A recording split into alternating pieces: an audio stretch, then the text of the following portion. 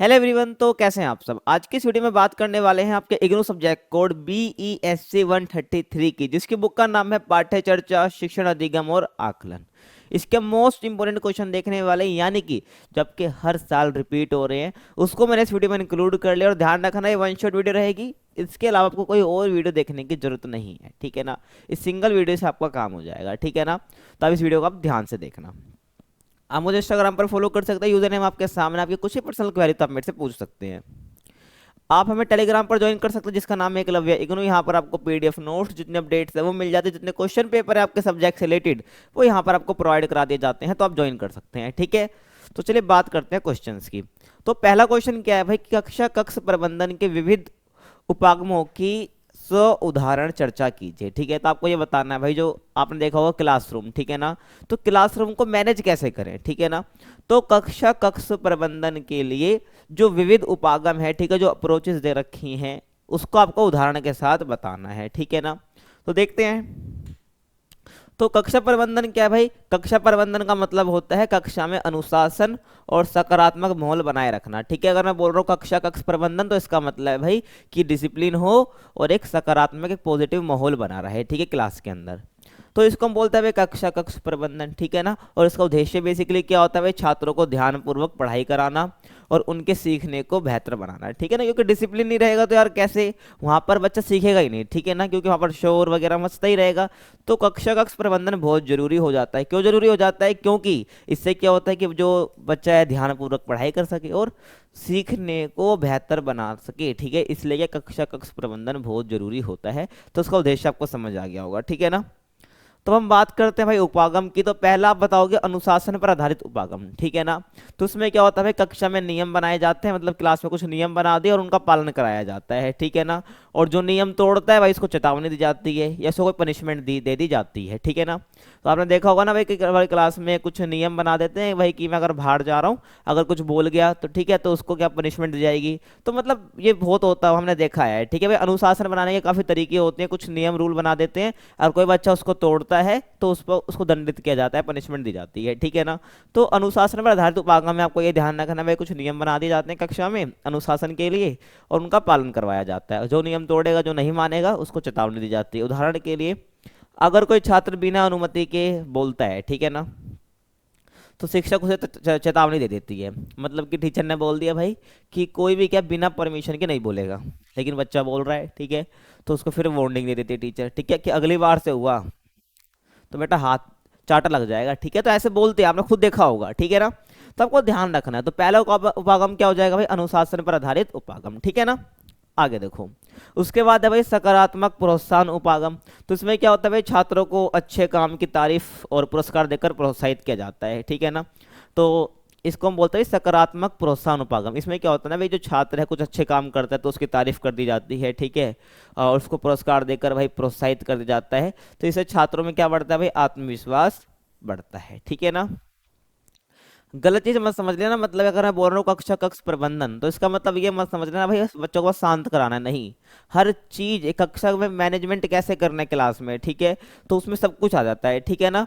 तो सकारात्मक प्रोत्साहन के जरिए भी हम वही क्लास में ये कर सकते हैं, प्रबंधन कर सकते हैं। तो यहाँ पर एग्जाम्पल के लिए भाई, अच्छे उत्तर देने वाले छात्र को शिक्षक ने बेस्ट स्टूडेंट का टैग दे दिया भाई, ठीक है, कि क्लास में भाई एक बच्चे ने सही उत्तर दिया, उसको एक बेस्ट स्टूडेंट का टैग दे दिया, ठीक है ना। तो समझ रहे हो भाई सकारात्मक प्रोत्साहन उपागम क्या हो जाएगा। उसके बाद समूह गतिविधियों पर आधारित उपागम। तो समूह भाई कि छात्रों को भाई समूह में काम करने को कहना, ठीक है ना भाई। इसमें क्या होता है कि जो क्लास होते हैं उसमें कुछ बच्चों को ग्रुप बना दिया जाता है और उनको काम बांट दिया जाता है, ठीक है ना। इससे क्या होता है भाई, सहयोग और टीम वर्क सिखाया जाता है, ठीक है भाई, कि टीम वर्क क्या होता है, तो उससे बच्चा सीख जाता है। उदाहरण के लिए, शिक्षक ने भाई छात्रों को समूह में एक प्रोजेक्ट बनाने के लिए दिया और कक्षा में प्रस्तुत करने को कहा भाई। शिक्षक ने बोल दिया कि टीचर ने भाई कि क्या बनाओ, एक प्रोजेक्ट बनाओ, इस पर्टिकुलर पर 5 बच्चों को ग्रुप बना दिया, फिर उनको क्लास में प्रस्तुत करना है, ठीक है ना। तो ऐसे ही भाई क्लास में मैनेजमेंट बना रहता है, ठीक है, कुछ तरीके हैं, ठीक है। और आगे हम बात करें संवाद पर आधारित उपागम। इसमें क्या बताओगे भाई कि शिक्षक और छात्रों के बीच बातचीत को प्राथमिकता दी जाती है, ठीक है भाई। शिक्षक और छात्र यानी कि टीचर स्टूडेंट, ठीक है ना, उनके बीच क्या भाई बातचीत को प्राथमिकता दी जाती है और छात्रों की समस्याओं को सुना और हल किया जाता है, ठीक है ना। तो इसको हम बोलते हैं संवाद पर आधारित उपागम, ठीक है ना।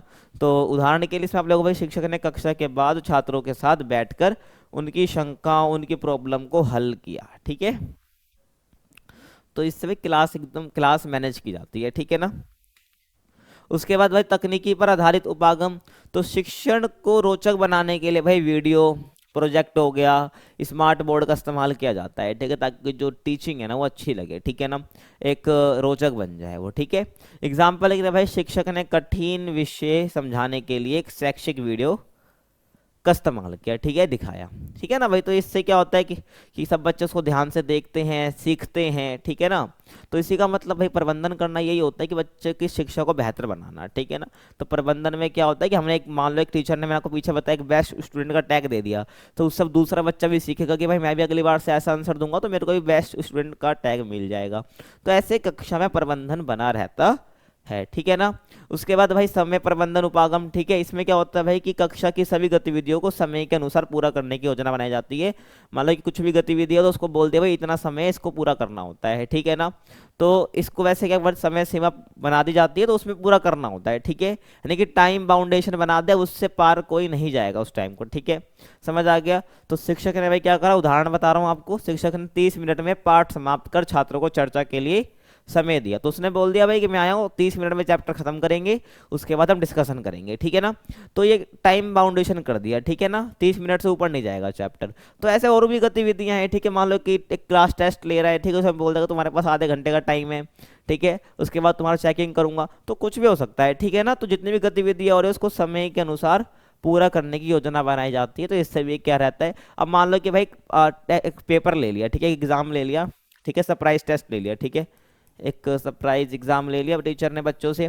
अब हुआ क्या, उसने बच्चों को दे दिया, ठीक है, टाइम नहीं बताया कि भाई कितना टाइम है तुम्हारे पास। तो कोई बच्चा उसको 20 मिनट में करके दे देगा, कोई उसको 30 मिनट में करके दे देगा, कोई इसको 1 घंटा भी लगाएगा। तो इससे क्या होगा भाई, क्लास मैनेजमेंट ढंग से नहीं हो पाएगा, ठीक है ना। तो क्लास में मैनेजमेंट करने के लिए, कक्षा में प्रबंधन करने के लिए तो ये सब चीज़ें ध्यान रखनी होती हैं, ठीक है। तो समय प्रबंधन उपागम बहुत इंपॉर्टेंट हो जाता है। आगे देखो अगला क्वेश्चन कि विकल्प आधारित क्रेडिट प्रणाली यानी कि CBCS, ठीक है ना। आप जो इग्नू में एग्जाम दे रहे हो, ठीक है, का जो सब्जेक्ट है अभी जो CBCS पर आधारित है, ठीक है ना, जो पुराने बच्चे भी पढ़ रहे हैं, ठीक है ना, तो CBCS पर आधारित है, ठीक है ना, विकल्प आधारित क्रेडिट प्रणाली, ठीक है, आपको हर सब्जेक्ट के कुछ क्रेडिट होते हैं, ठीक है। तो इसके ऊपर बात करनी है कि भाई विकल्प आधारित क्रेडिट प्रणाली के सम प्रत्येक का सविस्तार प्रतिपादन कीजिए, ठीक है ना।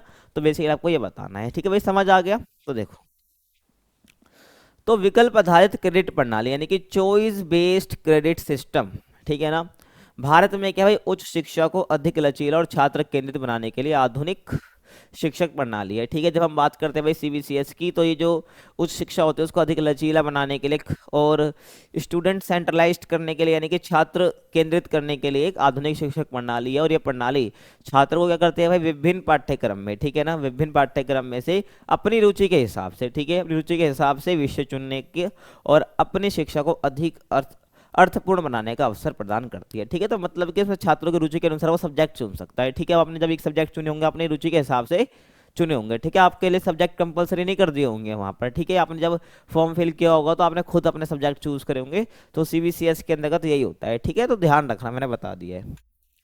अब संप्रत्यय की बात कर ले, तो पाठ्यक्रम की संरचना, ठीक है, तो ये प्रणाली मुख्य विषय यानी कि कोर सब्जेक्ट्स, वैकल्पिक विषय यानी कि इलेक्टिव सब्जेक्ट्स और सहायक विषय यानी कि स्किल बेस्ड सब्जेक्ट पर आधारित होती है, ठीक है ना। तो जो आपके पास जो सब्जेक्ट होते हैं वो इसी में डिवाइड होते हैं, ठीक है भाई, core subject, elective subjects, skill based subject, ठीक है ना। तो ये प्रणाली बेसिकली क्या भाई, मुख्य विषय, वैकल्पिक विषय और सहायक विषय पर आधारित होती है और क्रेडिट के आधार पर, ठीक है ना, पाठ्यक्रम का मूल्यांकन किया जाता है, ठीक है। और मतलब कि जब आप एग्ज़ाम वगैरह दे देते हो सारे, ठीक है, आपकी मार्कशीट आती है तो बेसिकली वो हर सब्जेक्ट का क्रेडिट होता है, ठीक है ना। जब आपने देखा होगा भाई, अपने जब एडमिशन भी कराया होगा तो हर सब्जेक्ट के आगे उसे क्रेडिट क्रेडिट लिखे होंगे, ठीक है, कि इस सब्जेक्ट है आपको कितने क्रेडिट मिलेंगे, ठीक है ना। तो ये आपको ध्यान रखना है, ठीक है। तो क्रेडिट्स के आधार पर क्या है, पाठ्यक्रम का मूल्यांकन किया जाता है, ठीक है। उसके बाद ये क्रेडिट प्रणाली है क्या, तो हर विषय को एक निश्चित क्रेडिट दिया जाता है, तो मैं आपको बता भी दिया है, ठीक है। तो आपके सब्जेक्ट के आगे लिखा होता है, और छात्रों को एक सेमेस्टर में न्यूनतम और अधिकतम क्रेडिट पूरे करने होते हैं। तो उसमें क्या करना होता है भाई, छात्रों को जो सेमेस्टर होते हैं, ठीक है, वैसे इग्नू में तो एनुअली होता है, लेकिन एनुअल तो हो रहा है वो फर्स्ट और सेकंड सेमेस्टर के एक साथ हो रहे हैं, है ना, एनुअली हो रहे हैं। तो आपको ध्यान रखना है भाई, फर्स्ट आपके सेमेस्टर मतलब आपको जो एडमिशन जब आपने कराया होगा, तो उसमें फर्स्ट सेमेस्टर के सब्जेक्ट दिख रहे होंगे भाई कि हाँ ये फर्स्ट सेमेस्टर का है, और ये सेकंड सेमेस्टर का है, ये थर्ड सेमेस्टर का है, फोर्थ सेमेस्टर का होता है। एग्जाम एनुअली होते हैं, लेकिन लिख रखा होता है जो आपका एडमिशन फॉर्म होता है, ठीक है, उसमें भाई कि ये फर्स्ट का, ये सेकंड का, तो ध्यान रखना। तो छात्रों को भाई एक सेमेस्टर में न्यूनतम और अधिकतम क्रेडिट पूरे करने होते हैं, जो क्रेडिट दे रखे होते हैं वो पूरे करने होते हैं बेसिकली, ठीक है, समझ आ रहा है। तो यहाँ पे इग्नू का एग्जाम्पल ले रहा हूँ, यहाँ पे सोल में भी होता है, ठीक है। उसके बाद लचीलापन, ठीक है ना, तो छात्रों को अपनी रुचि और करियर की दिशा के अनुसार विषय चुनने का अवसर मिलता है, ठीक है, ऐसा है भाई कि उनको जो उनका करियर कहता है, जो उनके करियर के लिए जरूरी है, तो वो उस हिसाब से क्या अपना सब्जेक्ट चुन सकते हैं, ठीक है ना। ये नहीं कि भाई तुम्हें जो यूनिवर्सिटी है वो सब्जेक्ट कहेगी तुम वही चुनोगे, नहीं, तुम्हारे हिसाब से चुन सकते हो, ठीक है। और ये प्रणाली क्या भाई अंतर विषयक यानी कि इंटर डिसिप्लिनरी पढ़ाई को प्रोत्साहित करते हैं, ठीक है। तो आपके अंतर विषय यानी कि इंटर डिसिप्लिनरी जो सब्जेक्ट होते हैं, मतलब कि आप ये नहीं कि भाई एक सब्जेक्ट के साथ दूसरे सब्जेक्ट भी पढ़ सकते हो जोड़कर, ठीक है ना। मतलब कि ये प्रणाली बेसिकली क्या करते हैं, जो एक सब्जेक्ट होता है ना, उसमें मल्टीपल मल्टीपल डिसिप्लिन सब्जेक्ट होते हैं जिसको आप पढ़ पाते हो, ठीक है। मतलब कि आप हिस्ट्री पढ़ रहे हो, उसमें आपने हल्का सा ज्योग्राफी पढ़ ली, हल्का सा उसमें साइंस भी आ गई, तो ऐसे क्या होता है भाई अंतर विषय यानी विषय आपस में जुड़ गए, ठीक है ना। तो बेसिकली इस पढ़ाई को प्रोत्साहित करती है ये, ठीक है, समझ आ गया। आगे देखो, उसके बाद ग्रेडिट प्रणाली, ग्रेडिंग प्रणाली, तो उसमें भाई ग्रेड दिया जाता है, आपको पता है जब आप पास आउट हो गए तो आपको मार्क्स थोड़े दिखेंगे, आपको ग्रेड दिया जाता है, ठीक है। तो अंक प्रणाली की जगह भाई यहाँ पर ग्रेडिंग प्रणाली का उपयोग होता है, ठीक है। और ये छात्रों को भाई छात्रों के प्रदर्शन का बेहतर आकलन करती है, ठीक है। यहाँ पर तो ग्रेड दिए जाते हैं आपको। और अंतर्राष्ट्रीय मानकों से सामंजस्य, मतलब कि आपका जो अगला टॉपिक है, ठीक है ना, कि भाई ठीक है, आपकी अगली हेडिंग बनेगी अंतर्राष्ट्रीय मानकों से सामंजस्य। तो इसमें क्या है, जो सीबीएस को क्या अंतर्राष्ट्रीय शिक्षा प्रणाली के अनुरूप विकसित किया गया है, ठीक है। जो भाई सीबीएसईएस है ना, बेसिकली अंतर्राष्ट्रीय प्रणाली की तरह ही इसको एक तरह से डेवलप किया गया है, ठीक है। तो उसके अनुरूप क्या इसको विकसित किया गया है। इससे भाई छात्रों को विदेश में उच्च शिक्षा प्राप्त करने में आसानी होती है, ठीक है। अगर कोई मान लो बच्चा है वो विदेश से पढ़ना चाहता है तो उसको इससे क्या आसानी हो जाती है, ठीक है। एजुकेशन लेना चाहता है तो वो इस सीबीसीएस से काफ़ी आसानी हो जाती है, ठीक है, अगर वो हायर एजुकेशन विदेश में करना चाहता है तो, ठीक है, समझ आ गया। आगे देखो अगला क्वेश्चन कि प्रयोजन आंकड़ों और क्षेत्र के आधार पर आकलन के प्रकारों की व्याख्या कीजिए, ठीक है। तो आपको ये बताना है भाई प्रयोजन, आंकड़े और क्षेत्र के आधार पर आकलन किस प्रकार से होता है, ठीक है। तो उसके प्रकार की व्याख्या करनी है, ठीक है। तो तीनों के बारे में देखेंगे, प्रयोजन के आधार पर, आंकड़ों के आधार पर और क्षेत्र के आधार पर, ठीक है। देखो आकलन यानी कि इवैल्यूएशन, ठीक है ना, मूल्यांकन करना। तो आकलन का अर्थ है भाई किसी कार्य, प्रक्रिया या गतिविधि की गुणवत्ता और प्रभावशीलता को मापना, ठीक है भाई। अब मान लो कि बच्चे का भी इवैल्यूएशन क्यों होता है, ठीक है, मान लो कि एग्जाम हुआ, ठीक है, बाद में उसके मार्क्स पता चलते हैं, बेसिकली वो क्या है उसका आकलन है, मूल्यांकन इवैल्यूएशन है। तो आकलन का मतलब क्या होता है भाई कार्य, प्रक्रिया और गतिविधि की गुणवत्ता को जांचना है, ठीक है, और उसकी प्रभावशीलता को मापना है या उसकी प्रोग्रेस को देखना है, ठीक है ना। तो क्या होता है उसको इवैल्यूएशन कहते हैं, आकलन कहते हैं, ठीक है ना। और आकलन को प्रयोजन, आंकड़े और क्षेत्र के आधार पर विभाजित किया जाता है, ठीक है ना भाई। जब आकलन की बात करेंगे तो उसको प्रयोजन हो गया, आंकड़े हो गए और क्षेत्र के आधार से वर्गीकृत करते हैं, डिवाइड करते हैं। और इसका उद्देश्य क्या होता है भाई किसी कार्य या प्रक्रिया की सफलता और सुधार की संभावनाओं का पता लगाना, ठीक है भाई। आकलन होता ही क्यों है, किसी में सुधार की संभावना का पता लगाना, ठीक है, किसी कार्य या प्रक्रिया की सफलता पता लगाना या सुधार की संभावना पता लगाना कि भाई हाँ क्या इसमें कोई सुधार हो सकता है, नहीं हो सकता है, ठीक है, समझ आ गया। आगे देखो तो हम बात करते हैं भाई प्रयोजन के आधार पर आकलन यानी पर्पस बेस्ड इवैल्यूएशन, मतलब कि पर्पस क्या है। तो इसके हिसाब से ना हम दो मतलब कि इसके अनुसार विभाजित करते हैं, यानी आकलन को इसके उद्देश्य के अनुसार हम विभाजित किया जाता है, ठीक है। मैंने प्रयोजन की बात हम करते हैं तो उसके उद्देश्य के अनुसार इसको विभाजित किया जाता है। तो पहला आता है भाई प्रारंभिक आकलन, ठीक है, उसके बाद आपका आता है समापन आकलन, ठीक है ना। तो इसके उद्देश्य के हिसाब से हम क्या करते हैं इसको कैटेगराइज करते हैं प्रयोजन के आधार पर। देखो ठीक है ना। तो पहला भाई प्रारंभिक आकलन, तो इसमें क्या होता है, ये शिक्षण प्रक्रिया के दौरान किया जाता है, ठीक है ना। और इसका उद्देश्य छात्रों की प्रगति पर नजर रखना और उन्हें सुधार का अवसर देना होता है। तो जैसे कि आपका मिड टर्म एग्जाम हो गया या असाइनमेंट हो गया, तो प्रारंभिक आकलन क्या है, ये शिक्षण प्रक्रिया के दौरान किया जाता है, ठीक है। मतलब कि जब टीचर पढ़ा रहा है तो इसका उद्देश्य बेसिकली क्या होता है भाई, छात्रों की प्रगति पर नजर रखना होता है। अप्रैल से मान लो स्कूल खुल गए, आपको पढ़ाया, ठीक है। अगर एग्जाम लिए लास्ट में तो पता तो चलेगा ही नहीं ना कि बच्चे ने कुछ सीखा या नहीं सीखा। तो इसे ये करते हो बीच बीच में यूटी लेते हैं, ठीक है, मिड टर्म एग्जाम करवाते हैं ताकि बच्चे की प्रगति के बारे में पता चल सके, उसकी प्रोग्रेस के बारे में पता चले, ठीक है। तो इस शिक्षण प्रक्रिया के दौरान इस्तेमाल होता है, ठीक है। उसके उद्देश्य, इसका उद्देश्य बेसिकली क्या होता है, प्रगति पर नजर रखना, ठीक है, स्टूडेंट्स की। तो एग्जाम्पल में आप मिड टर्म बता सकते हो, ठीक है, असाइनमेंट आप बता सकते हो, ठीक है, समझ आ गया। उसके बाद समापन आकलन, ठीक है। तो दूसरा जो मतलब इसको हमने कैटेगराइज करा था, तो इस शिक्षण प्रक्रिया के अंत में किया जाता है, ठीक है। मतलब कि बच्चों को पढ़ाया, शिक्षक ने पढ़ा दिया, तो शिक्षक प्रक्रिया के अंत में, यानी कि पूरा साल चला, पूरा सेशन चला, एंड में टीचर का पूरा कोर्स खत्म हो गया, तो शिक्षण प्रक्रिया वहां पर क्या हो जाती है, खत्म हो जाती है। तो जो समापन आकलन है शिक्षण प्रक्रिया के अंत में किया जाता है। इसका उद्देश्य क्या होता है भाई, अंतिम परिणाम का मूल्यांकन करना, ठीक है भाई, कि अंतिम परिणाम क्या निकल कर आया है, ठीक है, जो हमने पढ़ा है, तो इससे मूल्यांकन हो जाता है बच्चा उसने कितना सीखा है, ठीक है। तो इसका सबसे बड़ा एग्जांपल क्या हो जाएगा, वार्षिक परीक्षा यानी कि एनुअल एग्जामिनेशन, ठीक है भाई, समझ आ गया। तो आपको ध्यान रखना है, ठीक है। अब वो तो हो गया भाई प्रयोजन के आधार पर यानी कि पर्पस बेस्ड इवेल्युएशन। अब हम बात करेंगे आंकड़ों के आधार पर, ठीक है, भाई आंकड़ों के आधार पर आकलन किस प्रकार से होता है, यानी कि डेटा बेस्ड इवेल्युएशन, ठीक है। देखिए, तो पहले इसमें आता है भाई मात्रात्मक आकलन, तो ये आंकड़ों और संख्याओं पर आधारित होता है, ठीक है। तो हम बात करते हैं भाई डेटा बेस्ड इवेल्युएशन, तो इसमें पहला आता है भाई मात्रात्मक आकलन, तो ये आंकड़ों और भाई संख्याओं पर आधारित होता है। तो इसका उपयोग परिणामों को मापने के लिए किया जाता है, ठीक है। एग्जाम्पल के लिए परीक्षा के अंकों का विश्लेषण करना, ठीक है। तो मात्रा यानी कि कुछ नंबर्स, ठीक है। तो यहाँ पर ये आंकड़ों और संख्या पर आधारित होता है बेसिकली, ठीक है। तो इसका उपयोग बेसिकली भाई क्या करते हैं, परिणामों को मापना होता है कि भाई रिजल्ट क्या निकल कर आया। अब हमें किसी की प्रोग्रेस चेक करनी है, आकलन करना, तो हम क्या करेंगे, ठीक है, टेस्ट हो गया, उससे कुछ नंबर आए, ठीक है, तो उसके कुछ नंबर आए। अब नंबरों से हम क्या करेंगे, विश्लेषण करेंगे, ठीक है। तो उस बच्चों का, ठीक है, कि भाई परीक्षा के अंकों का विश्लेषण करेंगे कि कितने कितने मार्क्स बच्चों के आ रहे हैं, ठीक है ना।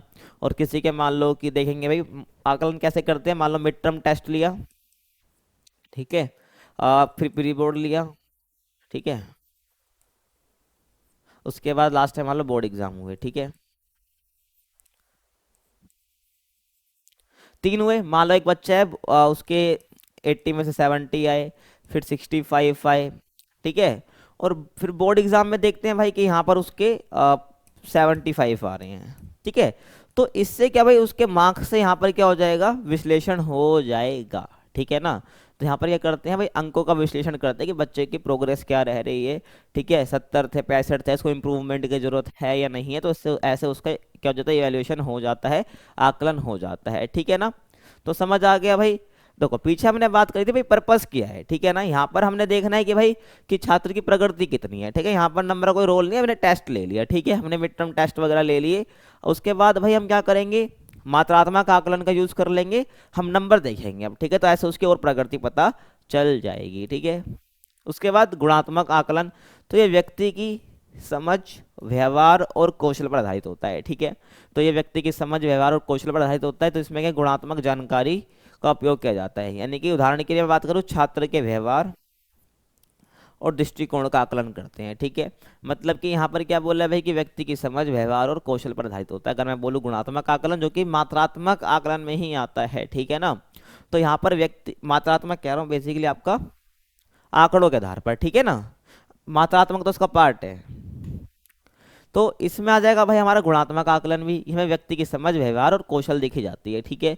इसमें गुणात्मक जानकारी बेसिकली देखी जाती है, उस बच्चे की क्वालिटी या किसी भी हम दूसरे की भी हम क्या कर रहे हैं भाई, आकलन कर रहे हैं, गुणात्मक आकलन, तो उसका व्यवहार, उसका कौशल वगैरह को देखा जाएगा, ठीक है ना। एग्जाम्पल के लिए छात्र के व्यवहार कर, उसके बिहेवियर को जानना है और उसके दृष्टिकोण को जानना है, यानी उसका आकलन करना होता है, ठीक है भाई, व्यवहार और उसका दृष्टिकोण क्या है, तो गुणात्मक आकलन में आ जाता है। ठीक है, उसके बाद हम बात करते हैं भाई क्षेत्र के आधार पर आकलन। ठीक है, 3 बोले थे ना हमको, तो क्षेत्र हमारा चल रहा है। ठीक है, तो उसमें पहला आ जाता है भाई शैक्षिक आकलन, यानी हम क्षेत्र के हिसाब से करेंगे। ठीक है ना, उसके बाद हमारे यहाँ पर सामाजिक आकलन आ जाएगा, उसके बाद आर्थिक आकलन आ जाएगा। ठीक है, तो ध्यान रखना। तो शैक्षिक आकलन में क्या होता है भाई, ये शिक्षण और सीखने की प्रक्रिया पर केंद्रित है। अगर मैं बात करूँ शैक्षिक आकलन की, जो कि क्षेत्र के आधार पर कैटेगराइज करा मैंने, तो ये शिक्षण यानी कि टीचिंग और सीखने की प्रक्रिया। ठीक है, मतलब कि पढ़ा दिया, सीखा कितना। ठीक है ना, तो शिक्षण और सीखने की प्रक्रिया पर केंद्रित होता है। एग्जाम्पल के लिए छात्रों को ज्ञान और कौशल का परीक्षण करते हैं। भाई छात्र के पास मतलब शिक्षण तो कर दिया, मैंने पढ़ा दिया, उसके बाद उसको ज्ञान कितना है, ठीक है ना, कौशल कितना है उसके पास, तो उसका परीक्षण करना। ठीक है, समझ आ गया। उसके बाद सामाजिक आकलन, तो ये समाज और सामाजिक कार्यक्रमों की प्रभावशीलता का आकलन करता है। ठीक है भाई, कि जो समाज और सामाजिक कार्यक्रम है उसकी कितनी प्रभावशीलता, उसका आकलन करता है। एग्जाम्पल के लिए सरकारी योजनाओं का मूल्यांकन करना, कि भाई जो सरकारी योजना है उसका कुछ फायदा हुआ है समाज में या नहीं हुआ है। ठीक है, तो बेसिकली उसको हम बोलते हैं सामाजिक आकलन। ठीक है, समझ आ गया। उसके बाद है भाई आर्थिक आकलन। ठीक है, तो ये आर्थिक पहलू जैसे कि भाई लागत, ठीक है, और लाभ का विश्लेषण करता है। ठीक है, आर्थिक मतलब भाई पैसा, ठीक है, कितना लाभ हो रहा है बेसिकली, तो ये आर्थिक पहलुओं जैसे कि भाई लागत और लाभ कितना होता है, ठीक है, उसका विश्लेषण बेसिकली करता है। एग्जाम्पल के लिए भाई किसी परियोजना में निवेश की सफलता का आकलन करना है, किसी परियोजना में कितना निवेश करा, उसकी सफलता क्या निकल कर आती है। ठीक है, निवेश करा, उससे कुछ मतलब निवेश कितनी लागत आई, फिर उससे लाभ कितना निकल कर आया। ठीक है, तो बेसिकली इसका हम क्या करते हैं, आकलन करते हैं, तो उसको आर्थिक आकलन कहते हैं। समझ आ गया भाई। अगला क्वेश्चन देखो कि पाठ्यचर्या की रूपरेखा तैयार करते समय, पाठ्यचर्या मतलब होता है भाई करिकुलम। ठीक है ना, क्या होता है, करिकुलम होता है। ठीक है, ठीक है, करिकुलम होता है। तो पाठ्यचर्या की रूपरेखा तैयार करते समय ध्यान में रखने योग्य शैक्षिक विचार की परिचर्चा कीजिए। मतलब जब भाई करिकुलम, करिकुलम में सब कुछ आ जाता है। ठीक है, जिससे भाई क्योंकि करिकुलम बच्चे के लिए डिसाइड कर रहे हैं, तो उस समय कौन कौन से शैक्षिक विचार ध्यान रखने होते हैं उसकी बेसिकली आपको परिचर्चा करनी है। ठीक है, तो देखो काफी इंपॉर्टेंट क्वेश्चन है ये। तो पाठ्यचर्या यानी कि करिकुलम, ठीक है ना, तो एक शिक्षा प्रक्रिया की संरचना है। ठीक है ना, मतलब कि शिक्षण प्रक्रिया की संरचना है। ठीक है, तो इसमें क्या भाई शिक्षकों और छात्रों के लिए लक्ष्य, मतलब कि भाई टीचर क्या पढ़ाएगा उसको किस बात का ध्यान रखना है। ठीक है ना, तो ये करिकुलम ही डिसाइड करता है। तो एक शिक्षण प्रक्रिया प्रक्रिया की संरचना है जिसमें शिक्षकों और बच्चों के लिए लक्ष्य, सामग्री और विधियां और मूल्यांकन प्रक्रिया शामिल होती है कि भाई कैसे मूल्यांकन करना है, किस किस मटेरियल का यूज़ करना है, कौन सी विधि का यूज़ करना है, और क्या शिक्षण और मतलब कि क्या शिक्षक और छात्रों के लिए लक्ष्य हैं। ठीक है ना, तो बेसिकली इन बातों को ध्यान रखना होता है। और एक प्रभावी पाठ्यचर्या जो होता है ना तैयार करने के लिए विभिन्न शैक्षिक विचारों को ध्यान रखना होता है, जिसकी हम बात करेंगे।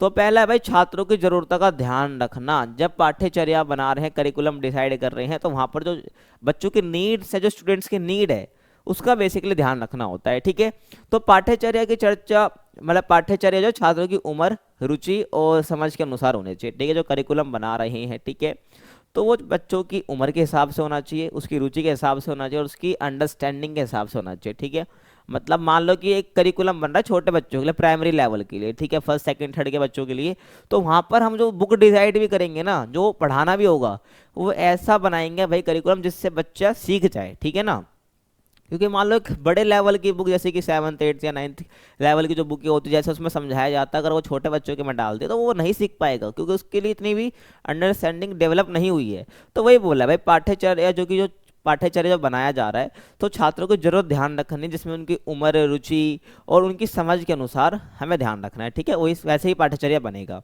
तो इसे क्या भाई आसान और दिलचस्प बनाना चाहिए। ठीक है ना, तो पहला सेक्स की विचार था भाई ये है भाई कि छात्रों की जरूरतों का ध्यान रखो, उसकी एज, उसकी रुचि क्या है, ठीक है, उसकी अंडरस्टैंडिंग कितनी है, उसके साथ उनके अनुसार क्या भाई पाठ्यचर्या बनाना चाहिए। ठीक है भाई, समझ आ गया। और उदाहरण की बात करूं तो छोटे बच्चों के लिए खेल और कहानियों का उपयोग करना। ठीक है ना भाई, छोटे बच्चों को अगर समझाना है तो उनके लिए खेल का उपयोग करना, ठीक है, कहानियों का उपयोग करना। तो भाई ऐसे मतलब कि जब हम मान लो कि बुक भी बना रहे हैं, ठीक है, करिकुलम के बच्चों के लिए, तो वहाँ पर उसमें कहानी ऐड करना, कहानियों के माध्यम से समझाना, उसमें अलग अलग तरह की एक्टिविटी हो जिससे बच्चा सीखे। ठीक है ना, समझ आ गया। तो पाठ्यचर्या के लिए भाई छात्रों की जरूरतों का ध्यान रखना बहुत जरूरी होता है। उसके बाद पढ़ाई के लक्ष्य स्पष्ट होना चाहिए भाई। ठीक है, तो पाठ्यचर्या में साफ होना चाहिए कि भाई कि छात्र को क्या सिखाना है, ये नहीं कि जो उनके काम का नहीं वो सिखा रहे हैं। तो जब करिकुलम डिसाइड हो रहा है तो ऐसा साफ होना चाहिए भाई कि बच्चों को क्या सिखाना है, मतलब कि पढ़ाई का लक्ष्य क्या है बेसिकली, ठीक है। लक्ष्य छोटे छोटे और आसान होने चाहिए। उदाहरण के लिए भाषा पाठ्यक्रम में सही बोलने और लिखने पर ध्यान देना है, ठीक है ना। अगर भाई भाषा का पाठ्यक्रम है, लैंग्वेज का है, तो वहाँ पर उसको सही बोलने पर और उसको लिखने पर, यानी कि वर्तनी जो है ना लिखने की, ठीक है, वो कैसी होनी चाहिए उस पर ध्यान रखना है। वो शुद्ध रूप होना चाहिए वर्तनी का, ठीक है। मतलब जो लिख रहे हैं ना व्याकरणिक रूप से, ठीक है, मात्रात्मक रूप से, वो बिल्कुल सही होना चाहिए, ठीक है। इस पर बेसिकली ध्यान देना है। तो पढ़ाई के लक्ष्य बिल्कुल स्पष्ट होने चाहिए कि भाई पाठ्यचर्या में साफ होना चाहिए कि छात्रों को क्या सिखाना है। अगर लैंग्वेज से रिलेटेड कोई पाठ्यक्रम है, मतलब कि पाठ्यक्रम क्या होता है भाई, मान लो कि करिकुलम से भाई डिसाइड कर रहे हैं ना क्या क्या उनको पढ़ाना है, तो मान लो लैंग्वेज का कोई क्या है सिलेबस है, ठीक है ना, उसमें सही बोलने और लिखने पर ज़्यादा ध्यान देना है, इस सिलेबस में मेंशन करा जाता है, ठीक है, कि भाई यहाँ पर इस चीज़ पे फोकस करना है। समझ आ गया। तो ये दो चीज़ आपको ध्यान रखनी है। उसके बाद तीसरी कि सभी विषयों का संतुलन रखना, कि विज्ञान, कला, खेल और सामाजिक अध्ययन जैसे सभी विषयों का समान महत्व देना चाहिए। मतलब कि ये नहीं कि जब करिकुलम डिसाइड कर रहे तो एक ही सब्जेक्ट पे ज़्यादा फोकस कर दिया, दो पे ज़्यादा फोकस कर दिया, नहीं। क्या बोला गया भाई कि विज्ञान, कला, खेल और सामाजिक अध्ययन, ठीक है ना, सभी विषयों पर क्या करना है भाई, समान उसको महत्व देना है, बराबर इंपॉर्टेंस देनी है, ठीक है। एग्जाम्पल के लिए गणित के साथ भाई खेल और कला को भी पाठ्यक्रम में शामिल करना है, ठीक है। मतलब मान लो कि भाई बच्चों के लिए करिकुलम में मतलब कि सबकी क्लास लग रही है, उसके लिए स्पोर्ट्स की क्लास नहीं लग रही है, ठीक है, मतलब कि खेल उसके करिकुलम में है ही नहीं, तो यही बेकार है। कला भी नहीं है तो ये गलत हो जाएगा, ठीक है। तो सभी विषयों को संतुलन बना रहना चाहिए भाई, सारे सब्जेक्ट हों, ठीक है, स्पोर्ट्स भी हो, कला भी हो, तो ए टू जेड चीज़, ठीक है, विज्ञान, कला, खेल और सामाजिक अध्ययन जैसे सभी विषयों को महत्व देना है, ठीक है ना। उसके बाद समाज और संस्कृति का ध्यान रखना है, ठीक है। तो पाठ्यचर्या में भाई समाज और देश की ज़रूरतों को शामिल करना चाहिए, ठीक है। जब पाठ्यचर्या बना रहे हैं, ठीक है, तो उसमें समाज और देश की क्या ज़रूरत है उसको शामिल करना चाहिए, तभी तो बच्चा समझेगा, ठीक है। और छात्रों को अपनी संस्कृति और पर्यावरण के प्रति जागरूक बनाना चाहिए, ठीक है। ऐसा पाठ्यचर्या होना चाहिए, ऐसा करिकुलम होना चाहिए जिससे बच्चा जागरूक बने, ठीक है, पर्यावरण के बारे में जाने, अपने कल्चर के बारे में जाने, ठीक है। तो ये एग्जाम्पल आप बता सकते हो भाई, पर्यावरण संरक्षण से जुड़े पाठ, ठीक है, जब उसका पाठ्यक्रम बनाया जा रहा हो, ठीक है, तो उसमें ऐसी चीज़ ऐड करना जिससे वो बच्चा पर्यावरण के बारे में समझे, पर्यावरण की इंपॉर्टेंस समझे, उसको क्यों बचाना है वो समझे, कैसे नुकसान हो रहा है पर्यावरण को, तो ये सब बातें हों, ठीक है ना। तो पर्यावरण संरक्षण से जुड़े पाठ होने चाहिए, तभी बच्चा ये देश के प्रति जान पाएगा, समाज के बारे में जान पाएगा, हमारे कल्चर के बारे में जान पाएगा, ठीक है, हमारी संस्कृति क्यों पीछे होते जा रही है इसके पीछे भी बच्चा समझ पाएगा, ठीक है। तो जागरूक बनाना चाहिए, ऐसे पाठ उसमें होने चाहिए, ठीक है। समझ आ गया। आगे देखो, रचनात्मकता को बढ़ावा देना है, ठीक है, मतलब कि क्रिएटिविटी को बढ़ावा देना है, तो छात्रों को नई चीज़ें सोचने और बनाने के लिए प्रेरित करना चाहिए, ठीक है, कि भाई जो बच्चा है, ठीक है, छात्र जो है उनको नई चीज़ें सोचने का और बनाने के लिए प्रेरित करना है। एग्जाम्पल के लिए भाई प्रोजेक्ट बनाना, ठीक है, टीम में काम करना, ठीक है, तो ये सब हमारे करिकुलम में ऐड होना चाहिए बच्चों के, ठीक है। तो स्टूडेंट्स है कि भाई उनको प्रोजेक्ट बनाना होगा और टीम वर्क में काम करना होगा, तो ऐसी ऐसी चीज़ें करिकुलम में ऐड होंगी तो ज़्यादा बेटर रहता है, ठीक है। तो इससे बच्चों की क्रिएटिविटी बढ़ती है, ठीक है ना, तो उसको बढ़ावा देना है। ये आपको मैं शैक्षिक विचार दे रहा हूँ कि इन सब बातों का ध्यान रखना होता है जब पाठ्यचर्या बनाया जा रहा होता है, नहीं करिकुलम पर जब चर्चा हो रही होती है, ठीक है। उसके बाद परीक्षा और मूल्यांकन का सही तरीका, ठीक है, तो छात्रों की मेहनत और समझ को सही तरीके से मापने के लिए परीक्षा का तरीका तय करना, ठीक है। बेसिकली मतलब छात्रों की जो मेहनत है जो उन्होंने पूरे साल करते हैं उसकी समझ को सही तरीके से मापने के लिए परीक्षा का तरीका तय होना सही तरीके से, ठीक है ना। और सिर्फ लिखित परीक्षा पर निर्भर ना होकर प्रैक्टिकल और प्रोजेक्ट को भी शामिल करना होता है, कि बस लिखित परीक्षा ना होकर भाई क्या हो भाई कि प्रैक्टिकल भी हो, ठीक है, जो पढ़ाया है वो भी बच्चों से पूछा जाए, वो भी मतलब कि हम कह सकते हैं मौखिक एग्जाम में आ जाएगा, ठीक है। तो बच्चों से जो चीज़ सिखाई है उसको प्रैक्टिकली पूछे आप उनसे, और प्रोजेक्ट को भी शामिल करना होता है कि जो आपने सीखा उसको लेकर एक प्रोजेक्ट भी बनाइए, ठीक है। तो एग्जाम्पल के लिए छात्रों के प्रोजेक्ट और कक्षा में भागीदारी को भी महत्व देना है, ठीक है भाई। छात्रों को जो प्रोजेक्ट है जो आपने उनसे बनवाया है उनको महत्व देना है और बनवाने भी हैं, और कक्षा में उनकी भागीदारी कितनी है, पार्टिसिपेशन कैसा कितना है, हर चीज़ में उसको भी महत्व देना है। तो ऐसा ही करिकुलम डिज़ाइन होना चाहिए। तो परीक्षा और मूल्यांकन का सही तरीका जरूर होना चाहिए, ठीक है, सही तरीके से परीक्षा ली जानी चाहिए, सही तरीके से मूल्यांकन का तरीका होना चाहिए, ठीक है ना। समझ आ गया। और उसके बाद भाई सभी के लिए समान अवसर, तो पाठ्यचर्या ऐसी हो कि हर छात्र चाहे उसकी स्थिति क्या हो भाई, पृष्ठभूमि क्या, इसकी स्थिति या पृष्ठभूमि कैसी भी हो वो पढ़ाई कर सके, ठीक है। मतलब कि विकलांग छात्रों के लिए विशेष सुविधाएं देना, ठीक है, यहाँ पर बोला भाई सभी के लिए समान अवसर। भाई पाठ्यचर्या ऐसा हो जिसमें किसी की पृष्ठभूमि कैसी हो, उसकी सिचुएशन कैसी हो, उसकी स्थिति कैसी हो, लेकिन वो पढ़ाई कर सके। ठीक है, तो विकलांग छात्रों के लिए एक अलग सुविधाएं होना, विशेष सुविधाएं देना, जो कि बेसिकली होती भी है। ठीक है, आपने देखा भी होगा, जब अपने स्कूल पास आउट भी कर चुके हैं, स्कूल में ऐसी व्यवस्था होती है। ठीक है, समझ आ गया।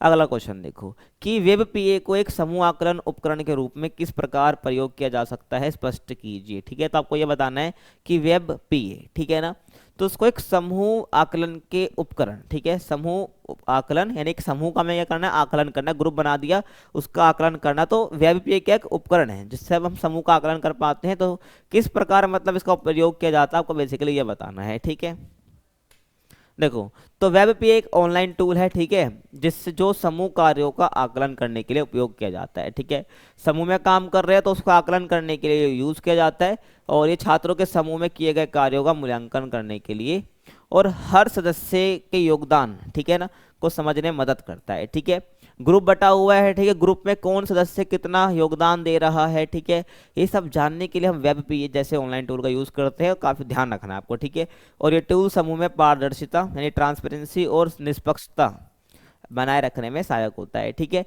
यानी कि ध्यान रखता है कि भाई, मतलब कि रखता है कि भाई निष्पक्षता बनी रहे और पारदर्शिता बनी रहे, ठीक है, समूह के अंदर। ठीक है, यानी कि हर व्यक्ति काम, हर बच्चा जो है वो काम कर रहा है या नहीं कर रहा है ग्रुप में। ठीक है, तो उसके योगदान, उसके कार्यों का मूल्यांकन इजीली हो जाता है इस वेब पे टूल से। ठीक है, तो तरीके क्या क्या हैं। ठीक है, वेब पीए को समूह आकलन में प्रयोग करने के तरीके क्या क्या, इसकी हम बात कर लेते हैं। देखो, तो समूह कार्य का मूल्यांकन, तो शिक्षक क्या है भाई, जो वेब पीए है इसका उपयोग करके पूरे समूह के प्रदर्शन को का मूल्यांकन कर सकता है, और प्रत्येक छात्र के योगदान को समूह कार्य के आधार पर आकलन उसका कर सकता है या आंका जा सकता है। ठीक है, मतलब कि प्रत्येक छात्र का कितना योगदान है, ठीक है, समूह में।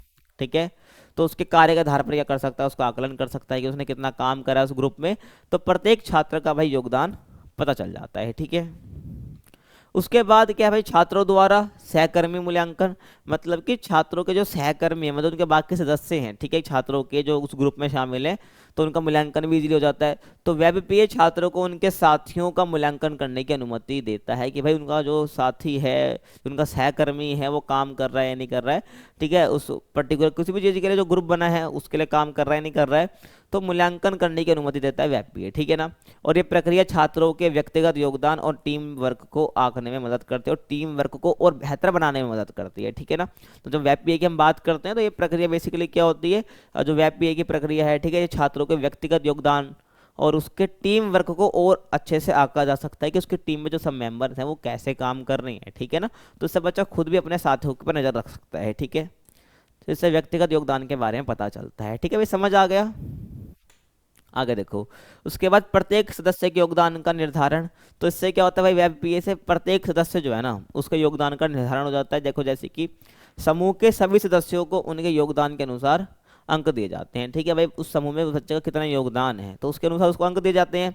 और वेब पीए ये सुनिश्चित करता है कि मेहनती छात्रों को उनका सही श्रेय मिले। ठीक है ना, तो वेब पीए क्या भाई करता है कि प्रत्येक सदस्य के योगदान के हिसाब से उसको अंक दिए जाते हैं, और वेब पीए के यही सुनिश्चित करता है कि बच्चा जो है उसने जैसी मेहनत करी है ना, यानी मेहनती छात्र को उनका सही श्रेय मिले। ठीक है भाई, समझ आ गया।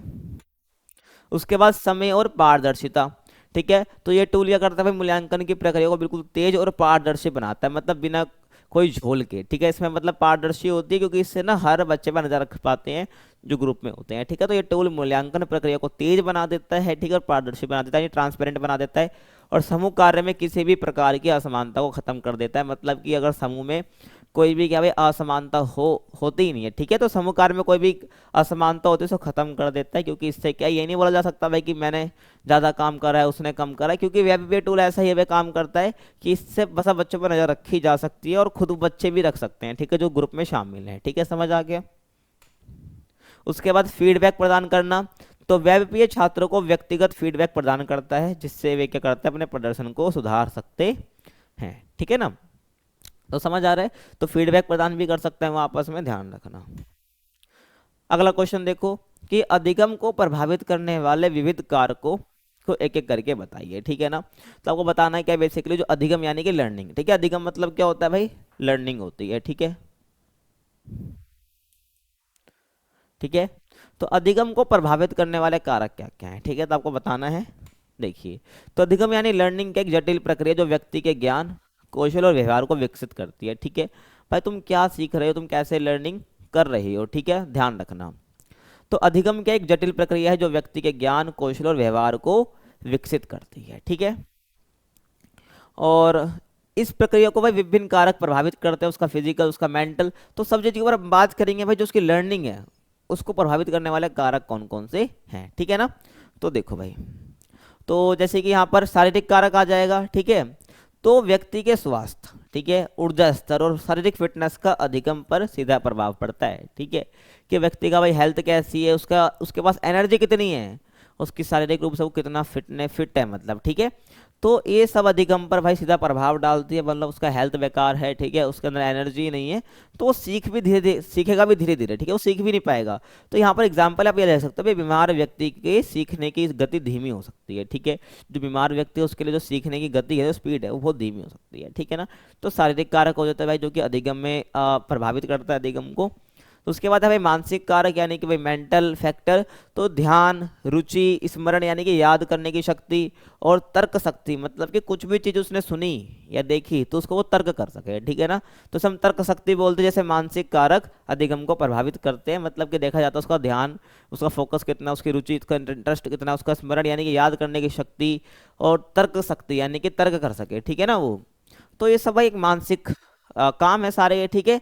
तो ये सब भी क्या है, प्रभावित करते हैं लर्निंग को, ठीक है। तो एग्जाम्पल के लिए यदि छात्र का ध्यान भटका हुआ है तो वह प्रभावी ढंग से नहीं सीख सकता है। सीधी सी बात है, आप कुछ भी मान लो आप इस वीडियो को देख रहे हो लेकिन आपका ध्यान कहीं और है तो आप सीख ही नहीं पाओगे भाई मैं क्या बता रहा हूँ, ठीक है। और एग्जाम में जाके फिर ऐसे बस ताकोगे दूसरों को, तो यही बात है, ठीक है। तो ध्यान रखना, यदि छात्र का ध्यान भटका हुआ है तो वह प्रभावी ढंग से सीख सकता है, ठीक है ना। तो ध्यान होना या उसकी रुचि होना, अब रुचि आपकी है नहीं फिर भी पढ़ रहे हो, ठीक है, इंटरेस्ट आपका है नहीं फिर भी उस चीज़ को देख रहे हो, तो ऐसे आपका काम नहीं चलता है, ठीक है। तो मानसिक कारक भाई हमारी लर्निंग को क्या करता है, बहुत इंपैक्ट डालता है कि हमारा ध्यान, रुचि, हमारी स्मरण शक्ति कैसी है और हमारी तर्क शक्ति, जो मानसिक कारक है सीधा प्रभाव डालते हैं अधिगम को, ठीक है ना।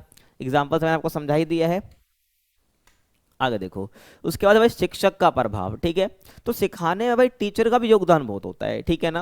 यानी कि टीचर इन्फ्लुएंस कितना होता है, ठीक है। देखो, तो शिक्षक की जो शैली है, मतलब जो उसका पढ़ाने का तरीका है, वो भी निर्भर जरूरी होता है भाई वो किस प्रकार से पढ़ा रहा है।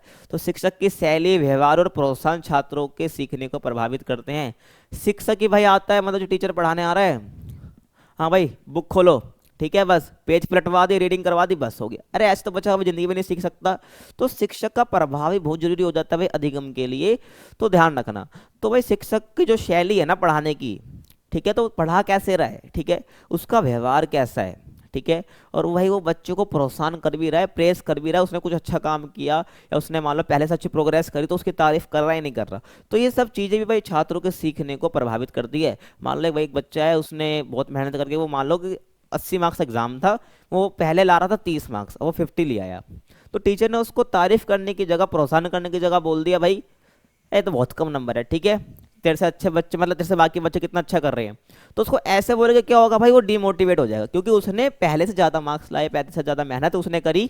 तो ऐसे में क्या हो जाता है भाई, तो वो डीमोटिवेट होगा, उसकी जो अधिगम, जो उसकी लर्निंग जो कर रहा था ना, उसको काफ़ी इंपैक्ट पड़ेगा, ठीक है। तो यही बोला जाता है कि भाई जो शिक्षक की शैली है, उसका व्यवहार कैसा, उसका प्रोत्साहन कैसा, ये भी बहुत ज़रूरी हो जाता है उसकी मतलब कि एक लर्निंग के लिए, ठीक है, लर्निंग को इम्पैक्ट डालते हैं, ये भी एक कारक हो जाएगा, ठीक है। एग्जाम्पल आप देखो कि एक प्रेरणादायक शिक्षक जो है, मतलब कि जो टीचर क्या करता है भाई, बच्चों को प्रेरणा देता है, ठीक है। तो प्रेरणादायक शिक्षक छात्रों को बेहतर सीखने के लिए प्रेरित करता है। मान लो कि भाई उसके नंबर कम आ रहे तो बोलता है टीचर, अच्छा भाई कि भाई थोड़ी और मेहनत करो, आप पास हो जाओगे, ठीक है, आप अच्छे अच्छा कर सकते हो, ठीक है।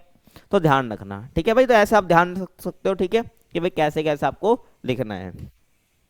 एक और आ जाएगा भाई सीखने का वातावरण, ठीक है भाई, आप कहाँ सीख रहे हो, तो ये भी बहुत इम्पैक्ट डालता है भाई।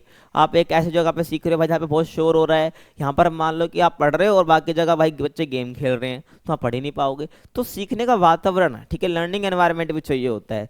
तो शिक्षण स्थान भाई, शोर, रोशनी और आरामदायक माहौल भी अधिगम पर असर डालता है, ठीक है भाई। किस शिक्षण का स्थान कैसा है भाई, कि भाई जो जहाँ पे पढ़ाया जा रहा है वहाँ का जो शोर है, वहाँ की जो रोशनी है, वहाँ का आरामदायक जो माहौल है, मतलब कैसा एनवायरनमेंट है बेसिकली, ठीक है, वो भी अधिगम पर प्रभाव डालता है, ठीक है। जैसे एग्जाम्पल के लिए शांत और एक व्यवस्थित कक्षा छात्रों के लिए अनुकूल होती है, मतलब कि भाई कैसे एक शांत क्लास है, व्यवस्थित कक्षा है, तो वहाँ पर छात्रों को ज़्यादा सीख पाएगा, बजाय उसके भाई कि डेस्क के इधर उधर पड़े हैं, बच्चे शोर मचा रहे हैं, ठीक है, ब्लैक बोर्ड है ही नहीं, ठीक है, मान लो कि ब्लैक बोर्ड है भी तो उस पर लिखा नहीं जा रहा, चौक नहीं है, तो ये समझ रहे हो भाई सीखने का वातावरण कैसा है, टीचर खुद सिखाने के लिए इच्छुक है या नहीं है, तो लर्निंग एनवायरनमेंट कैसा है, तो वो भी बहुत जरूरी हो जाता है, ठीक है, कि भाई अधिगम को प्रभावित तो करता ही करता है, ठीक है ना, तो ध्यान रखना।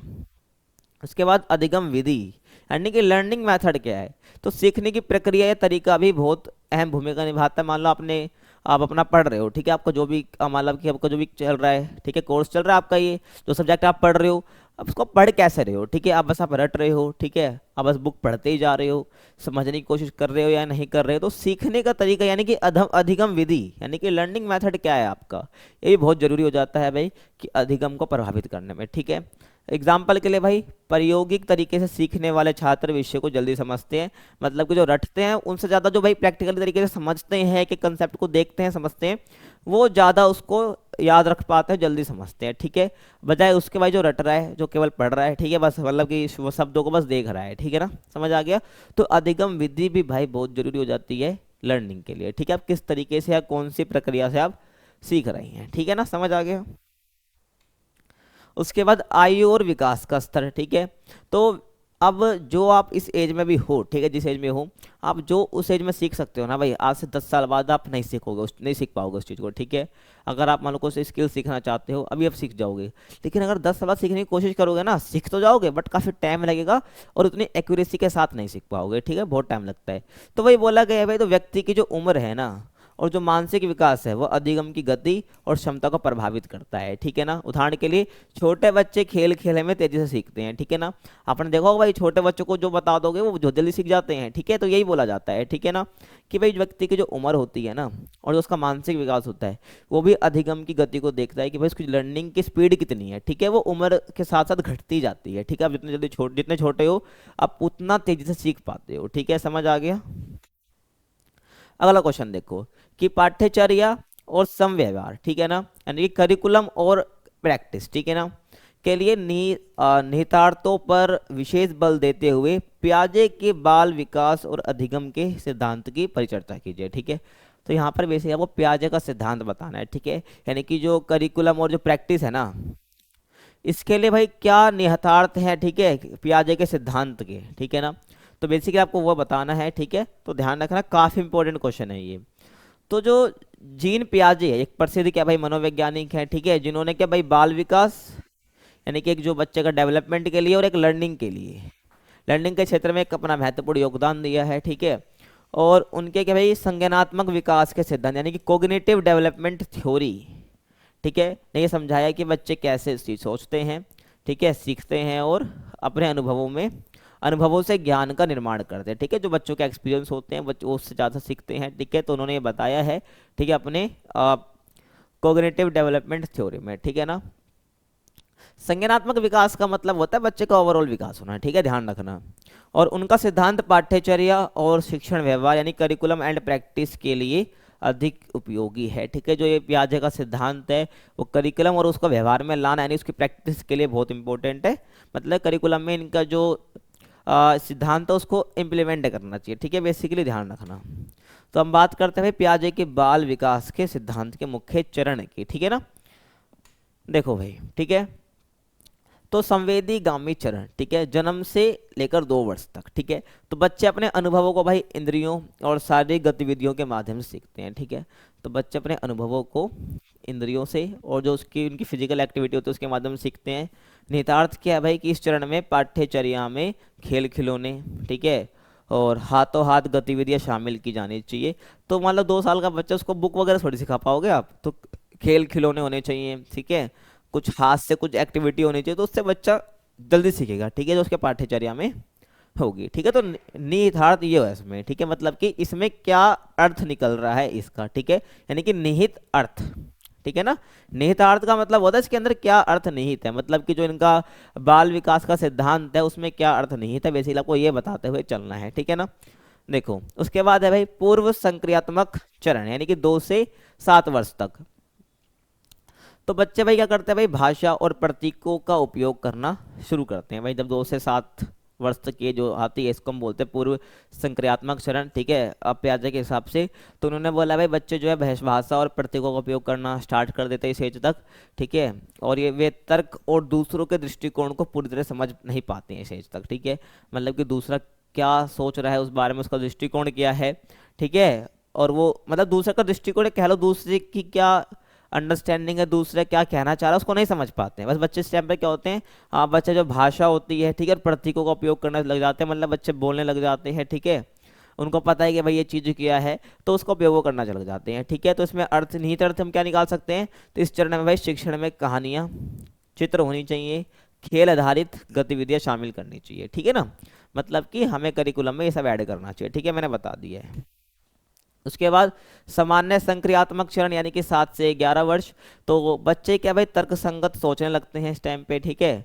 मतलब क्या वो भाई कुछ भी चीज़ पढ़ते हैं सीखते हैं ना, उसको देखते वो ऐसे ऐसे ग्रहण नहीं कर लेते, और यहाँ पर वो क्वेश्चन करने लग जाते हैं, ठीक है, तर्क करने लग जाते हैं, मतलब कि ऐसा है तो क्यों है, ठीक है ना, भाई ऐसा होता है तो क्यों होता है, और ठोस समस्याओं को हल कर सकते हैं, ठीक है। मान लो कोई प्रॉब्लम आई तो उसको हल कर सकते हैं, क्योंकि 7 से 11 वर्ष में बच्चे के अंदर कैपेबिलिटी आ जाती है, ठीक है। इसके अंदर अर्थ क्या निकलेगा भाई, निहित अर्थ क्या है कि इस चरण में शिक्षण में व्यवहारिक प्रयोग और समूह चर्चा को शामिल करना चाहिए, मतलब कि ग्रुप डिस्कशन को शामिल करना चाहिए इस चीज़ में, ताकि बच्चे क्या है आपस में ग्रुप डिस्कशन करें और किसी एक मुद्दे के हल पर पहुंचे, कंक्लूजन पर पहुंचे, ठीक है। तो इसमें शिक्षण में क्या है, शिक्षा का भी व्यवहारिक प्रयोग इसमें होना चाहिए, ठीक है। शिक्षण में एक हमें व्यवहारिक प्रयोग करना चाहिए जो हम पढ़ा रहे हैं उसके लिए, ठीक है। मान लो कुछ चीज़ पढ़ाई, अब उसको बच्चों को डिस्कस करने के लिए दे दिया, तो इसको इस एज में बच्चा वो कर लेता है, ठीक है।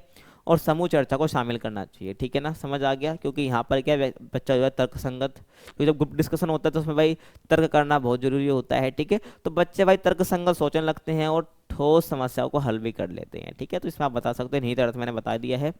उसके बाद है भाई औपचारिक संक्रियात्मक चरण यानी 11 वर्ष और उससे अधिक, ठीक है ना। तो यहाँ पर बच्चे भाई अमूर्त और तर्कसंगत सोचने लग जाते हैं, मतलब हर चीज में वो तर्क करने लग जाते हैं, ठीक है। इसमें अर्थ क्या है कि इस चरण में भाई शिक्षण में जटिल अवधारणाओं यानी कि जो बहुत मुश्किल कंसेप्ट होते हैं, कठिन कंसेप्ट होते हैं, और आलोचनात्मक सोच को शामिल करना चाहिए, ठीक है। अब जो शिक्षण में यानी कि जो पढ़ा रहा है टीचर्स के शिक्षण में, अब कठिन कठिन अवधारणाएं आपने देखा होगा यार, जब आप 15-16 साल के 14 साल के हो गए, तो वहां पर अब ऐसे ऐसी चीजें पढ़ रहे होते जो आपने बचपन में नहीं पढ़ी होती है, ठीक है ना। क्योंकि आपका माइंड इस टाइम तक डेवलप हो जाता है कि आप ये चीज सीख सकते हो, ठीक है ना। तो यहाँ पर क्या भाई जटिल अवधारणाओं को आलोचनाओं और आलोचनात्मक सोच, ठीक है ना, मतलब कि यहाँ पर ऐसी चीज में आलोचना की गई हो, ठीक है ना, तो आलोचनात्मक सोच को शामिल करना चाहिए। आगे देखो, ठीक है। तो यहाँ पर हम क्या देख रहे हैं भाई, हाँ ठीक है, ये रहा। तो पियाजे के सिद्धांत के पाठ्यचर्या और सम व्यवहार यानी कि करिकुलम एंड प्रैक्टिस के लिए निहितार्थ, ठीक है। मतलब कि जो पियाजे का सिद्धांत मैंने आपको बता दिया कि भाई पियाजे का सिद्धांत क्या कहता है, अब वो करिकुलम और प्रैक्टिस के लिए उसके क्या निहितार्थ हैं एक बार उसके हम बात कर लेते हैं, ठीक है। तो दोनों को आपको लिखना अगर एग्जाम में आपके आएगा तो छात्र केंद्रित शिक्षा होनी चाहिए, ठीक है। तो पियाजे के सिद्धांत के अनुसार जो मैंने बता दिया आपको कि छात्रों को क्या है भाई उनकी संज्ञानात्मक क्षमता, मतलब कि जैसे उनकी क्षमता है उसके अनुसार सिखाना चाहिए, ठीक है ना। वैसा ही भाई क्या होना चाहिए, करिकुलम होना चाहिए, बच्चे की जरूरत के हिसाब से उसको सिखाए, ठीक है ना। उसके बाद अन्वेषण और खोज पर जोर देना, यानी कि पाठ्यचर्या ऐसी होनी चाहिए भाई, ठीक है। यानी कि करिकुलम ऐसा होना चाहिए जो छात्रों को नए ज्ञान की खोज करने के लिए, प्रयोग करने के लिए प्रेरित करे। उदाहरण के लिए विज्ञान में प्रयोग आधारित शिक्षण, ठीक है ना, मतलब कि भाई बच्चों को जो पढ़ाया उसका प्रैक्टिकल करके दिखाइए, ठीक है। प्रयोग आधारित क्या होना चाहिए, शिक्षण होना चाहिए, ठीक है ना। तो अन्वेषण और खोज पर जोर देना चाहिए बेसिकली बच्चों को, ठीक है, ताकि वो नए ज्ञान की खोज कर सके, ठीक है भाई, समझ आ गया। उसके बाद आपका है भाई व्यवहारिक और गतिविधि आधारित शिक्षा। तो इसमें आप क्या बताओगे कि बच्चों को उनकी उम्र और चरण के अनुसार व्यवहारिक गतिविधियां दी जानी चाहिए भाई, कि उसकी एज क्या है, ठीक है, और उनका भाई चरण के अनुसार, मतलब कि कौन सी चरण में वो आ रही हैं, ठीक है, पीछे मैंने बताया ना आपको। तो उनके अनुसार उनको व्यवहारिक गतिविधियां देनी चाहिए जो वो कर सकते हैं, ठीक है ना, समझ आ गया।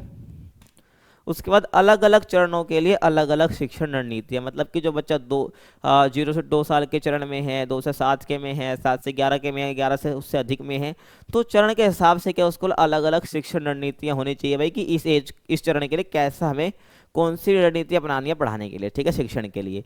तो प्रत्येक संज्ञानात्मक चरण के अनुसार पाठ्य चर्चा तैयार करनी चाहिए, ठीक है ना। तो जो चरण मैं आपको पीछे बताया उसके अनुसार पाठ्यचर्या तैयार करनी चाहिए, मतलब करिकुलम डिसाइड करना चाहिए, ठीक है, समझ आ गया। आगे देखो, ठीक है, उसके बाद सहपाठी आधारित सीखना। तो पियाजे ने बताया कि बच्चे सहपाठियों के साथ बातचीत से बेहतर सीखते हैं, मतलब कि भाई आपने कुछ पढ़ा दिया है, ठीक है, शिक्षण में, उसके बाद क्या करना है भाई कि बच्चों को ग्रुप में बांट दो भाई, कि अब डिस्कस करो जो मैंने पढ़ाया है। तो बच्चे क्या करेंगे, अपने सहपाठियों से बातचीत करके बेहतर सीखते हैं, ठीक है। जो चीज़ टीचर ने पढ़ाई होती है वो बच्चों को जब समझ नहीं आती, लेकिन जब वो बातचीत करते हैं आपस में तो वो सीख जाते हैं, ठीक है। इसमें निहित अर्थ क्या है, यानी कि समूह जो है भाई गतिविधियों को पाठ्यचर्या में शामिल करना है, यानी कि जो समूह गतिविधियां है, ग्रुप एक्टिविटी, उसको शामिल करना है पाठ्यचर्या में, ठीक है, समझ आ गया भाई। उसके बाद अभ्यास और समस्या समाधान, यानी पाठ्यचर्या में ऐसे अभ्यास शामिल होने चाहिए जो बच्चों को तर्कसंगत और समस्या समाधान आधारित सोच सिखाए, ठीक है, यानी कि वो प्रॉब्लम सॉल्विंग स्किल उनके पास है, ऐसा होना चाहिए पाठ्यचर्या में, ठीक है, ऐसे अभ्यास शामिल होने चाहिए, ठीक है भाई, समझ आ गया। अगला क्वेश्चन देखो, स्व प्रस्तुत प्रश्नावलियां, ठीक है, यानी कि सेल्फ रिपोर्ट, इन्वेंट्रीज, ठीक है, और प्रक्षेपी तकनीक, ठीक है, नहीं प्रोजेक्टिव टेक्निक्स में अंतर स्पष्ट कीजिए। बहुत आसान क्वेश्चन, बहुत छोटा क्वेश्चन है, ठीक है। आपके एग्जाम में 20 मार्क्स से क्वेश्चन भी आते हैं भाई, ठीक है, 12 के भी आ रहे हैं और 6 मार्क्स का भी आ रहा है, ठीक है, ध्यान रखना। तो 6 मार्क्स का क्वेश्चन है ये वाला जो मैंने अभी आपके स्क्रीन पर आ रहा है, ठीक है। तो पहले हम बात करते हैं भाई स्व प्रस्तुत प्रश्नावलियों की, ठीक है। तो इसका अर्थ क्या है बेसिकली, ठीक है, यानी कि जो आपका सेल्फ रिपोर्ट वाली जो प्रश्नावलियां हैं इनका बेसिकली मतलब क्या है, ठीक है। तो एक ऐसी तकनीक है जिसमें व्यक्ति सीधे सवाल पूछ जाते हैं, ठीक है, जिसमें व्यक्ति से डायरेक्टली हम क्या पूछ रहे हैं, क्वेश्चन कर रहे हैं, और वह अपने स्वयं अपने बारे में जानकारी देता है, ठीक है, बेसिकली वह जवाब देता है, ठीक है ना। और तो इसका अर्थ हो जाएगा, समझ आ गया। विशेषता क्या है इसकी, सीधे और स्पष्ट प्रश्न होते हैं, ठीक है, और उसका वो जवाब दे रहा होता है। व्यक्ति अपने उत्तरों के माध्यम से अपनी भावनाओं, व्यवहारों को, विचारों को क्या करता है, व्यक्त करता है, ठीक है। उससे कुछ प्रश्न पूछने की, इसका नाम क्या था भाई, स्वप्रस्तुत प्रश्नावली, ठीक है, मतलब ये प्रश्न पूछे उसका जवाब उसने खुद दे दिया, ठीक है ना, समझ आएगा। तो इसकी विशेषता हो जाएगी। उसके बाद यहाँ पे प्रक्षेपी तकनीक है, तो इसमें क्या होता है, एक अप्रत्यक्ष तकनीक है, ठीक है ना, जिसमें व्यक्ति अपनी आंतरिक भावनाओं को और विचारों को बता नहीं रहा है, ठीक है, वो चित्रों के माध्यम से, आकृतियों के माध्यम से और कहानियों के माध्यम से प्रकट करता है, ठीक है भाई। वो कहानियों से, चित्रों से, ये सब इस अपने विचारों को, भावनाओं को बता रहा है, वो डायरेक्ट आपसे बता नहीं रहा है, ठीक है ना, वो आपको चित्रों के माध्यम से, कहानियों के माध्यम से बताएगा। तो ऐसे में भाई गहन व्याख्या करना बहुत जरूरी हो जाती है। जो बता रहा है उसको अगर समझना है तो आपको बहुत एक तरह से क्या होना, आपको एनालाइज करना आना चाहिए बेसिकली, ठीक है ना। इसकी विशेषता यही है कि भाई प्रश्न और कार्य अस्पष्ट होते हैं, ठीक है ना भाई। जो प्रश्न है और जो कार्य हैं वो अस्पष्ट होते हैं, क्योंकि भाई वो चित्रों के, आकृतियों के, कहानियों के माध्यम से बता रहा है, और व्यक्ति अपनी प्रतिक्रियाओं में अनजाने में अपने गहरे विचारों को प्रकट भी कर देता है, ठीक है। इसमें होता क्या है ना, व्यक्ति जो अपनी प्रतिक्रिया देता है, ठीक है, उस चीज़ को लेकर, तो उसमें वो अनजाने में ऐसे बात ही बता देता है, प्रकट कर देता है भाई। जो ऐसे प्रकट करने का तरीका है ना, उसमें ही जो उसको बतानी नहीं थी, ठीक है ना, वो गहरे विचारों को प्रकट कर देता है। और परिणाम क्या है भाई, परिणाम विश्लेषण के लिए गहन व्याख्या की आवश्यकता होती है, मतलब कि भाई जो विश्लेषण करना है, जो भी मतलब हमने पूछना है, ठीक है ना, वो जैसे बता रहा है, ठीक है ना, अप्रत्यक्ष तरीके से बता, डायरेक्टली तो नहीं बता रहा है, वो कहानियों के माध्यम से, चित्रों के माध्यम से बता रहा है। तो ऐसे में गहन व्याख्या बहुत जरूरी हो जाती है उस पर्टिकुलर चीज़ों के लिए, ठीक है, समझ आ गया। तो इसकी विशेषता हो जाएगी। तो यहाँ पर आपको जो वीडियो भाई समाप्त होती है, ठीक है। क्वेश्चन यही है देखने को मिलेंगे, कुछ अलग क्वेश्चन आ भी जाता है, तो जो मैंने आपको पूरी वीडियो में बताया ना, उसको अपने दिमाग में शांति से रखना, ठीक है भाई। उसी के इर्द गिर्द आपको क्वेश्चन होगा, ठीक है। अधिगम दिख जाए तो अधिगम के बारे में मैंने आपको जो बताया है तो उससे रिलेटेड लिख देना, आपके एग्जाम में आपको पक्का मार्क्स मिलेंगे, ठीक है। बाकी आपको असाइनमेंट बनाना है तो आपको असाइनमेंट मिल जाएंगे भाई हमारे इस वेबसाइट पर ignofreeassignment.com, और असाइनमेंट बिल्कुल फ्री है, तो आप इजीली बना सकते हैं, ठीक है, वेबसाइट पर विजिट करके। और बाकी वीडियो आपको पसंद आई हो तो भाई चैनल को लाइक, शेयर, सब्सक्राइब कर सकते हैं। बाकी मिलते हैं आपसे अगले वीडियो में, तब तक के लिए कीप वॉचिंग।